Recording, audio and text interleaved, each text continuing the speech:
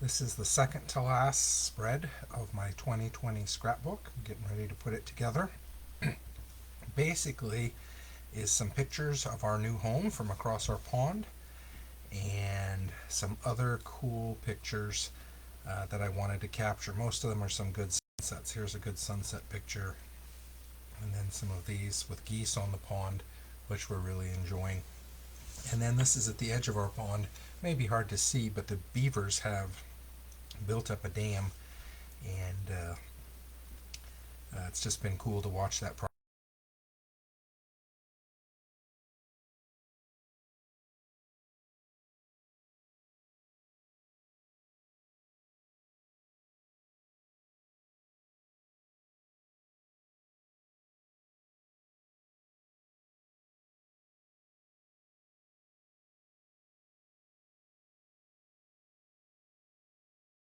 To fit in that gap.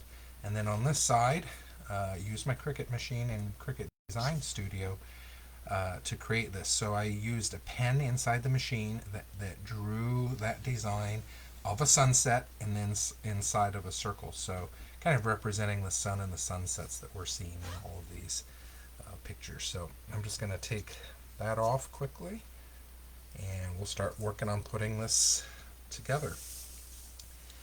It's going to be a fairly simple design. I have already put together the photographs with a double border. You can see I use kind of a solid orange and then a patterned blue, and it's on top of a dark blue with orange pattern. So it's a double pattern, then a solid to help the pictures stand out, but it creates a lot of visual interest to that page. And then this blue here is some leftover of the background blue there, so I'm going to put it on this border, and then this orange, the leftover, will go here. It helps to tie the two sets of pages together. You can see there's a little bit of damage on here, but I'm not going to worry about it because this photo set is going to cover over it. I'll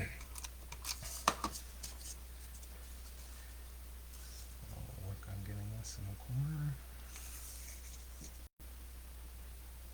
There we go.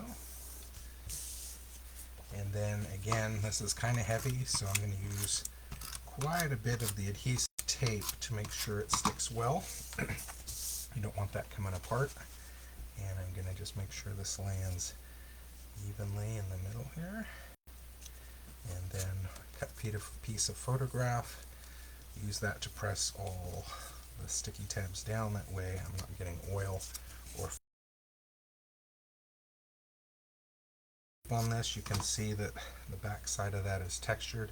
I did not use the textured side for this drawing because I found that ink does not stick well to that if I do that. So I use the smooth side of the paper, and again I'm going to use a photograph to press that down because I don't want to smear that printed ink. So there we go, one side done, and we'll work on the other. Again, this has already been pre-matted, solid blue, patterned orange, and then this is blue and orange as well with a little bit more orange that fits with that. It does make for some fairly busy backgrounds, but because the pictures are taking up so much of the space, I don't think it matters quite as much as if of that pattern because you can see the pictures are taking up the majority of the space. Again, a lot of tape on this one. I'm putting it at 9 points and flip it over. Get it centered. Press down at each of those points. And then finally, our little house. Ooh, I think I'm going to put the pattern side up on this one, or the textured side.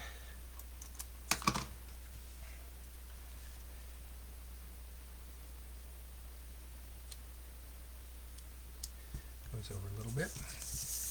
All right, and there we go. So a simple layout, but some cool pictures. And sometimes, even though the backgrounds are busy, I wanted people to look carefully at the photos so that they could see what they were. So I didn't want to